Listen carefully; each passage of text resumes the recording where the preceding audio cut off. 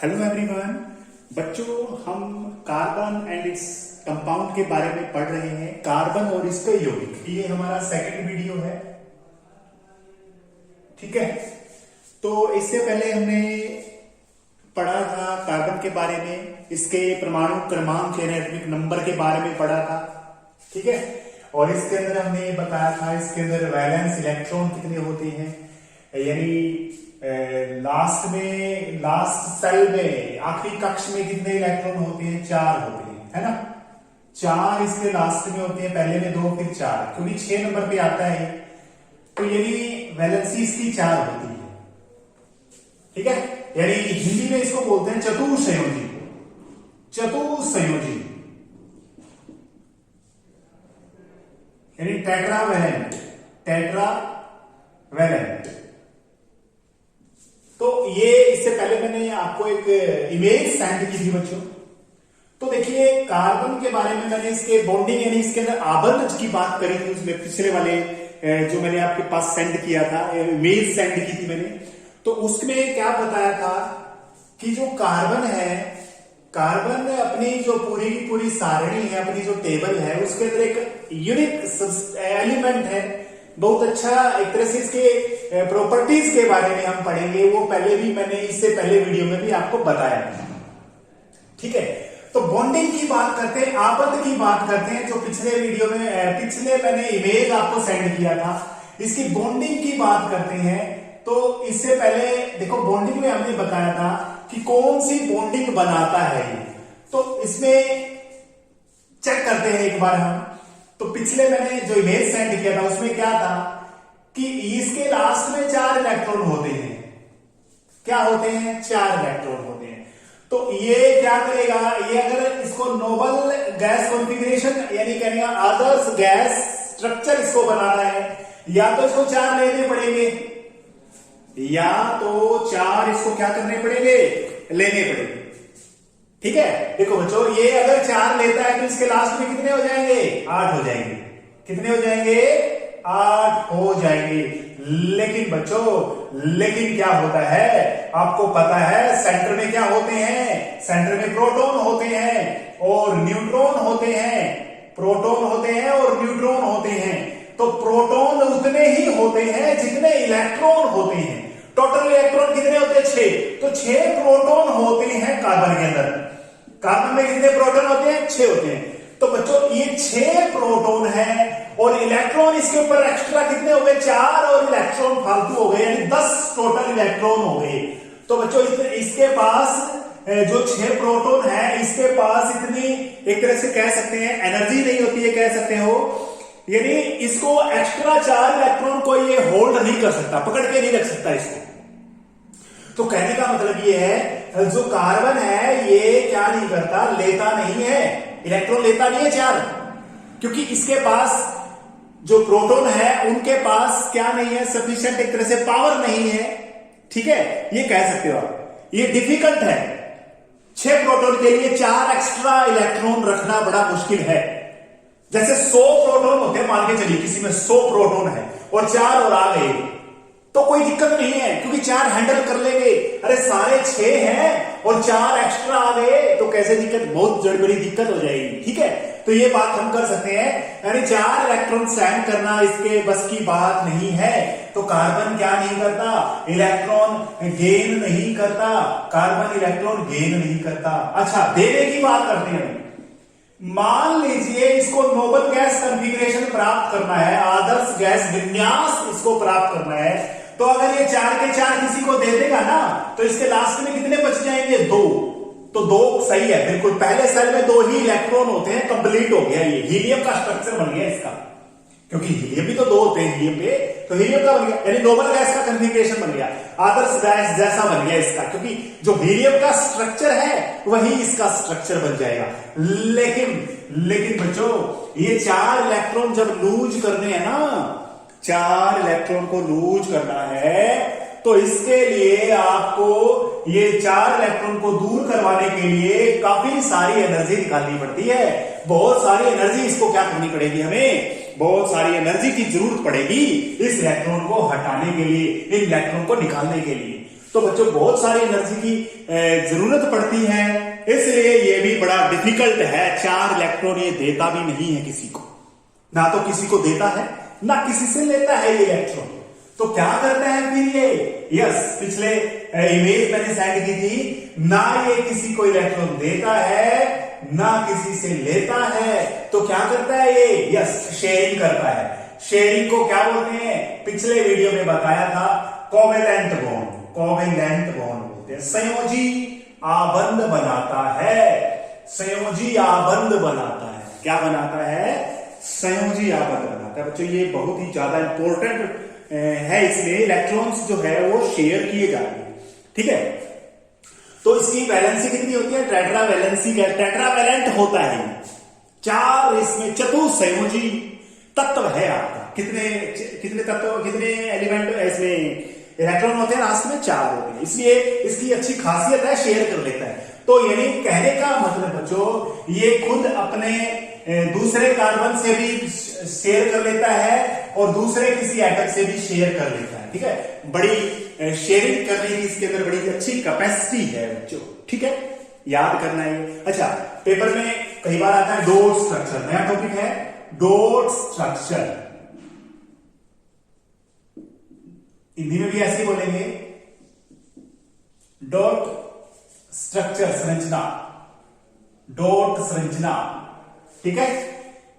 या फिर इसको क्रॉस स्ट्रक्चर भी बोल सकते हैं, क्रॉस स्ट्रक्चर, डॉट या क्रॉस स्ट्रक्चर, ठीक है। तो किसी भी एटम का डॉट स्ट्रक्चर बनाना पेपर में कई बार आ जाता है, 2 नंबर का देता है। जैसे मैं बोलूं कि मैग्नीशियम है, मैग्नीशियम का आप डॉट स्ट्रक्चर लिखिए, डॉट स्ट्रक्चर बनाइए, डॉट स्ट्रक्चर, ठीक है। या फिर एल्यूमिनियम है, एल्यूमिनियम का आपने डॉट स्ट्रक्चर बनाना है। तो ये कई बार पेपर में आ जाता है। तो इसका डॉट स्ट्रक्चर कैसे बनाने हैं? तो पहले तो आपको ये पता होना चाहिए, किसी भी एलिमेंट के एटम का डॉट स्ट्रक्चर बनाते समय कि उसमें लास्ट में कितने इलेक्ट्रॉन होते हैं, लास्ट सेल में, आखिरी कोष में कितने इलेक्ट्रॉन होते हैं, तो ये पता होना जरूरी है, ठीक है। चलो मैग्नीशियम का बनाता हूं मैं। मैग्नीशियम के टोटल इलेक्ट्रॉन कितने होते हैं? 12 होते हैं। कितने होते हैं? 12। 2 8 10 और 2 12। लास्ट में कितने बच गए? 2 बच गए।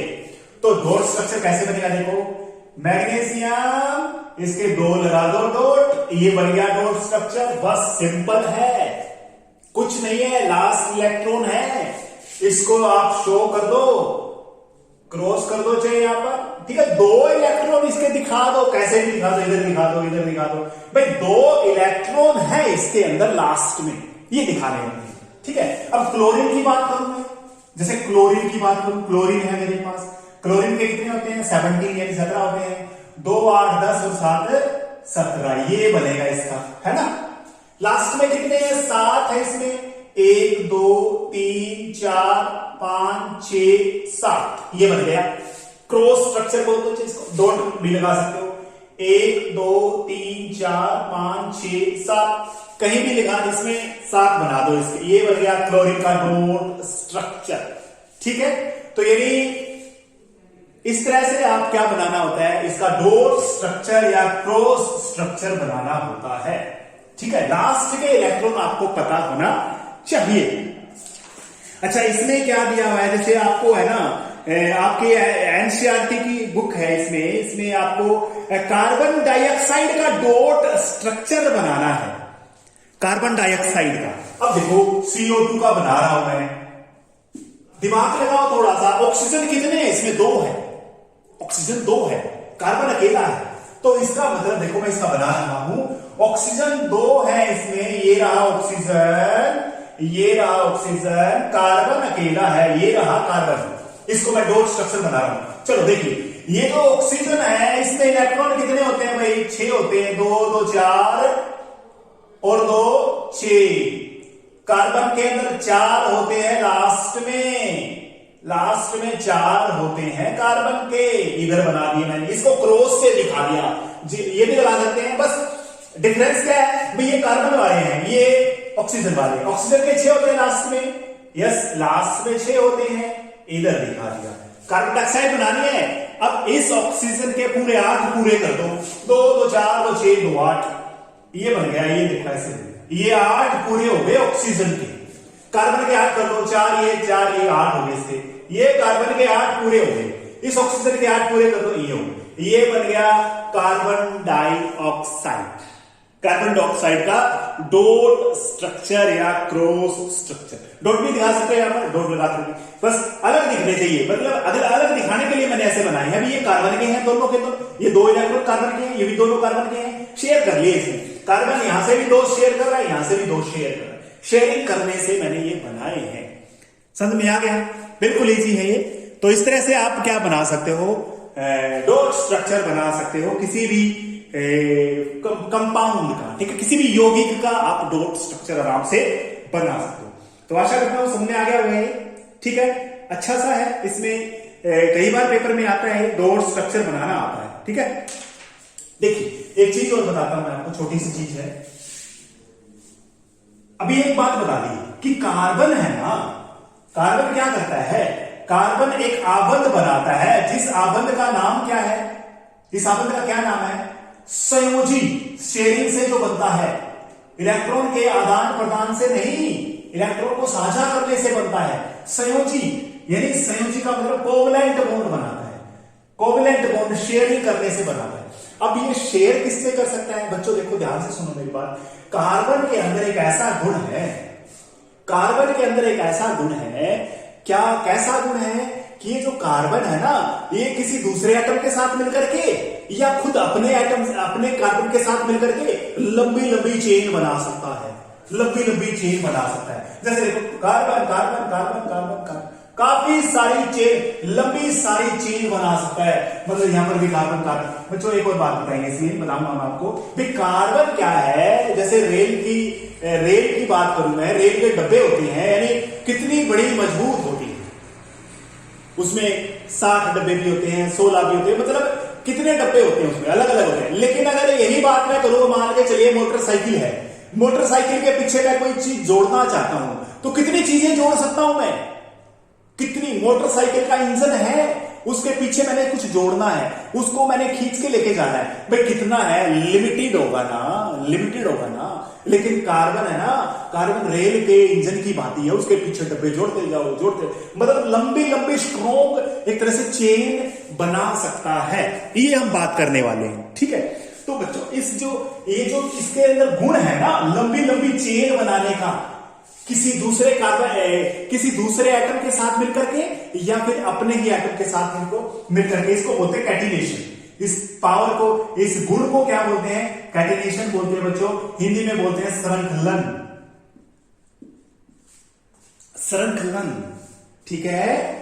ये यानी कार्बन के अंदर एक ऐसा गुण होता है जिसकी वजह, ये छोटा होता है साइज में, कार्बन है छोटा साइज है ना इसका, 2 ही सेल है, 2 ही सेल है इसमें, देखो 2 ही कक्ष होते हैं, स्टार्टिंग में 2 होते हैं, फिर 4 होते हैं, छोटा सा साइज है इसका। तो साइज छोटा होने की वजह से क्या होता है, जो कार्बन का एटम है, it makes a long chain, it can make, कह सकते हो, it can make large chain, long chain with carbon atom और अदर एटम। यानी ये कार्बन या किसी दूसरे परमाणु के साथ मिलकर के लंबी लंबी श्रृंखलाएं बना सकता है। कार्बन के इस गुण को हम श्रृंखलन गुण कहते हैं। क्या कहते हैं, श्रृंखलन कहते हैं। याद रह जाओगे इसमें आपको, बिल्कुल इजी है, ये याद रहने वाली बात है बच्चों कि कार्बन के अंदर कैसा, कार्बन के अंदर 2 गुण ऐसे हैं, एक तो कैटिनेशन हो गया और एक टेट्रावैलेंट, टेट्रावैलेंट, ये भी इसके अंदर चतुसंयोजी 2 गुण हो गए। अब पेपर में कई बार आता है कार्बन के अंदर ऐसे कौन सा गुण है कि ये बिल्कुल ही अलग है, सभी एलिमेंट के अंदर, सभी तत्वों के अंदर बिल्कुल ही अलग है। तो 2 चीज आप इसमें लिख सकते हो। पहला गुण कैटिनेशन, पहला इसका वर्सेटाइल नेचर है इसका, यानी बिल्कुल अद्भुत इसकी प्रवृत्ति है। कार्बन की प्रवृत्ति बिल्कुल ही अद्भुत है। कैसे कैसे भाई, carbon has a versatile nature, versatile nature है इसका। एक्सप्लेन हाउ, कैसे भाई, आप तो एक तो लिखना पड़ेगा कैटिनेशन। कैटिनेशन में क्या कहेंगे भाई, इसके अंदर एबिलिटी है लंबी लंबी चेन बनाने की। It is ability to make a long chain with the atom of carbon और अदर एटम, है ना, किसी दूसरे एटम के साथ भी मिलकर के बना सकता है और खुद के कार्बन के एटम के साथ मिलकर भी आप क्या कर सकता है, ये लंबी लंबी चेन बना सकता है। तो टेट्रावेलेंट बता दिया, ये क्या करता है, ना शेयर करता है और सॉरी ना गेन करता है इलेक्ट्रॉन का, ना फिर डोनेट करता है, ये शेयरिंग करने से बनता है। तो शेयरिंग करने से बड़ा अच्छी बात है, शेयर करने से ये इसकी जो ये गुण है, बड़ा अजीब गुण है इसका, शेयरिंग करने से जो बॉन्ड बनती है वो भी स्ट्रोंग बनती है, ठीक है। तो इसलिए इसके अंदर दो इसके अंदर जो गुण है, इसके एबिलिटी कह सकते हैं एक तरह से दोनों के दोनों, इसकी वजह से ही ये इसका वर्सेटाइल नेचर है, ठीक है, अद्भुत है ये अपनी पीरियोडिक टेबल में। तो बच्चे दोनों के दोनों हैं, अच्छे से इनको करना है इतना, और पीछे वाला वीडियो भी अच्छे से आपने देखना है, और ये वाला वीडियो और पीछे वाला जो मैंने भेजा था आपको सेंड किया था वो भी जरूर आपको देखना है, ठीक है। पिक्चर को जो भी आपके पास सेंड करता हूं उसको नोट कीजिए, और जो भी कोई आपको प्रॉब्लम है तो मुझे मैसेज कीजिए। थैंक यू बच्चों, इतना ही करेंगे, छोटा सा ये टॉपिक है और ये चैप्टर भी बिल्कुल छोटा है, 2-3 दिन में खत्म ही हो जाएगा, ठीक है, क्योंकि इसका काफी सारा टॉपिक्स इसमें ऐसे जो बोर्ड ने रिलीज कर दिया, रिमूव कर दिया, ठीक है। अच्छी बात है ये, वैसे तो बुरी बात है, आगे की काम आने की चीज है ये, और वो हम खत्म चलो पढ़ेंगे, अगर टाइम लगा तो इसको एक्स्ट्रा भी आपको बताएंगे, ठीक है। लेकिन एक बार सिलेबस के अकॉर्डिंग करते हैं, फिर आपको अगर अच्छे से तैयारी हो गई तो आपको जो एक्स्ट्रा है इसमें वो भी बताया जाएगा। थैंक यू बच्चों, थैंक यू।